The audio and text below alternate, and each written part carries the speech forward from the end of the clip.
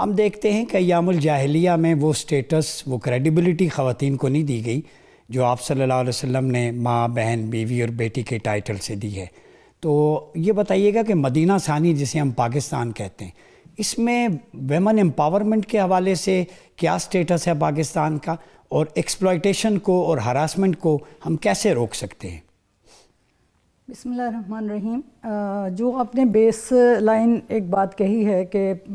زمانہ جاہلیت میں وہ مقام نہیں دیا گیا تھا، وہ رائٹس نہیں دیے گئے تھے، اس میں صرف عرب کی جاہلیت ہی نہیں آتی بلکہ پوری دنیا کی تھی، under different civilisations and different religions, وہ سب چیزیں ہمارے ساتھ ہیں۔ اور جب اسلام آیا تو یعنی ایک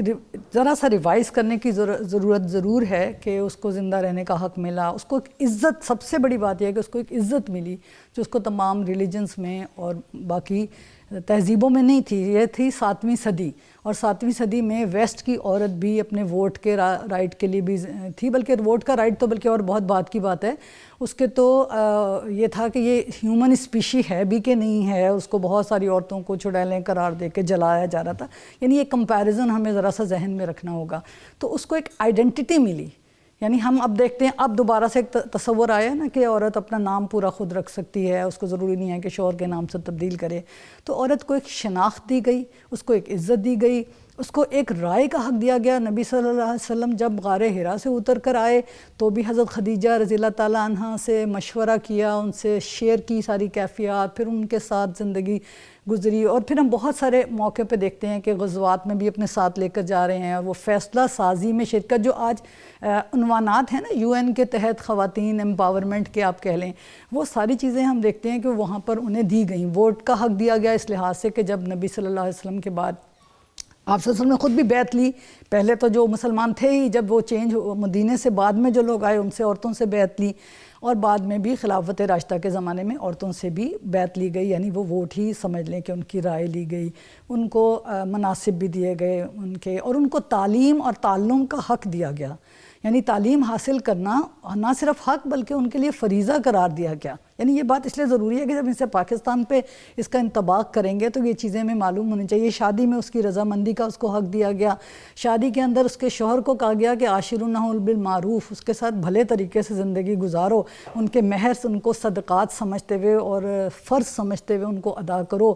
اور اگر تو خدا نخواستہ کوئی آپس میں اچھے تعلقات نہیں ہوتے ہیں تو ایک اچھے طریقے سے علیحدہ ہو، جو پہلے نہیں ہوتے تھے، بار بار روک لیتے تھے، اور اس کے اندر اگر نہیں پھر بھی دیتے تو خلا کا حق دیا گیا، پھر چائلڈ کسٹڈی کا حق دیا گیا۔ یہ بہت ساری چیزیں ہمارے سامنے آتی۔ مسئلہ صرف گھر والوں کی اجازت کا نہیں ہے۔ پاکستان کے بعض علاقوں میں خواتین کو گھر سے جاب کے لیے نہیں بھیجا جاتا، حالانکہ یہ اسلامی تعلیمات کے منافی ہے۔ دوسرا، جب وہ ورک پلیس پہ جاتی ہیں تو اکثر خواتین کو مشکلات کا سامنا کرنا پڑتا ہے، جیسے ہراسمنٹ ہے، سیکسول ہراسمنٹ ہے، تو وہ یہ بھی کہا جاتا ہے کہ لوگ کیا کہیں گے۔ تو اس کا تدارک کیسے ممکن ہے کہ خواتین جو ہے وہ ایک لیڈنگ رول پلے کر سکیں؟ دیکھیں، یہ بہت اہم چیز ہے ڈیفینیٹلی۔ اس میں ایک چیز تو اس کا مسئلہ جب سے شروع ہو جاتا ہے جب وہ گھر سے نکلتی ہے، تو سب سے پہلے تو اس کو ٹرانسپورٹ چاہیے، اور سڑک پہ بھی وہ ہراس کا مطلب ظاہر ہے سیکشول ہراسمنٹ تو ایک الگ چیز ہے، ہراس ہوتی ہے یا پریشان ہوتی ہے اور اس کو ایک ٹینشن ہوتی ہے۔ تو کتنے پاکستان میں آپ دیکھیں کہ کون سا شہر ہے، بڑے بڑے شہروں میں بھی آپ جو ہے کوئی ایسی ٹرانسپورٹ نظام صحیح نہیں ہے کہ جہاں پہ خواتین اپنے ایک اچھے طریقے سے، مناسب طریقے سے اپنی جاب پلیس پہ پہنچ سکیں۔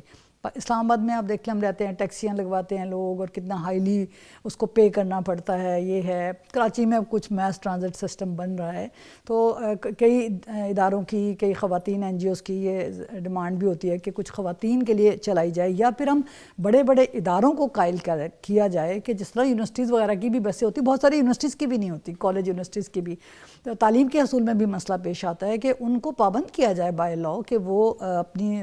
بسیں چلائیں، تو ایسی جاب پلیس پہ بھی ہو سکتا ہے۔ ایک تو یہ چیز ہو گئی۔ دوسری چیز ہو گئی کہ جب وہ جاب پہ جاتے ہیں تو جنرل ہراسمنٹ میں، جس طرح بھی پروفیسر عائشہ سید صاحبہ نے بھی بات کی تھی کہ انہوں نے تو پارلیمنٹ تک کی بات کی کہ وہاں پر یہ ہوتا ہے کہ ایک ڈسکریمنیشن ہوتی ہے، تو یہ والی بھی ہوتی ہے کہ خواتین کے کام کو کوئی اہمیت نہیں دی جاتی ہے، کیونکہ ایک معاشرے کے، یعنی بسا اوقات کہ ایسے جس طرح ہمارے ایک معاشرے کے رویے ہیں نا کہ ان کو ڈیمونائز کرنا یا ان کو کہہ دینا کہ یا بیٹھ کے باتیں بنانا، حسنہ خاتون کے سامنے نہ کریں، اگر کوئی ان کی باس ہے تو بیٹھ کے ان کے خلاف باتیں بنانا، تو یہ رویے جو ہیں نا ڈیپ روٹڈ ہیں معاشرے میں، جن کو ختم کرنے کے لیے ہمیں جسے کہتے ہیں نا کہ ایمولیریٹو اسٹیپس لینے پڑیں گے کہ ان رویوں کی تبدیلی کا کام یہ خاصا مشقت کام ہے۔ اور باقی یہ ہوتا ہے کہ جو رویہ اصل چیز یہ اسلام نے کہا ہی رویے بلڈنگ کا کہا ہے، پھر اس کی سپورٹ کے لیے لاز بنتے ہیں۔ تو اب سیکشول ہراسمنٹ کے خلاف تو لاز بنے ہوئے ہیں، پھر اس کی امپلیمنٹیشن کے مسائل آتے ہیں، بہرحال نیب کے اندر بھی جاتے ہیں کہ نیب نہیں سوری جو امبڈسمنٹ کا علاقہ ہے ادارہ ہے اس میں جاتے ہیں اور اس کے کیسز وغیرہ وہاں پہ ہوتے بھی ہیں، تو وہ انفارمیشن بھی ہونی چاہیے، ان کو آگاہی دی جانی چاہیے۔ ایون آپ ان فورم سے بھی ان پروگرامز کو کر سکتے ہیں یا لوگوں کو پتہ، کیونکہ جو ادارہ ہوتا ہے نا وہ تو کم ہی دیتا ہے، وہ بھی باؤنڈ ہوتے ہیں کہ وہ کریں۔ اور پھر اس کے بعد اگر کوئی واقعہ اس کو قرار واقعی سزا، اب آپ دیکھیں جو اب یہ صرف ابھی تو آپ جاب کی بات کر رہے ہیں نا، پبلک پلیس میں ہمارے ساتھ جو ہوتا ہے چھوٹی چھوٹی بچیوں کے ساتھ سیکشل ہراسمنٹ ہوتی ہے، لیکن معاشرہ دیکھتا ہے کہ ان کو وہ نہیں مل رہا یعنی سزا فوراً نہیں مل رہی۔ اب آپ نے زینب الرٹ تو بنا دی اور آپ نے وہ کر دیا، لیکن کیا آپ ان واقعات کو روک پا رہے ہیں یا کر رہے ہیں؟ یا ہر کوئی ہم سے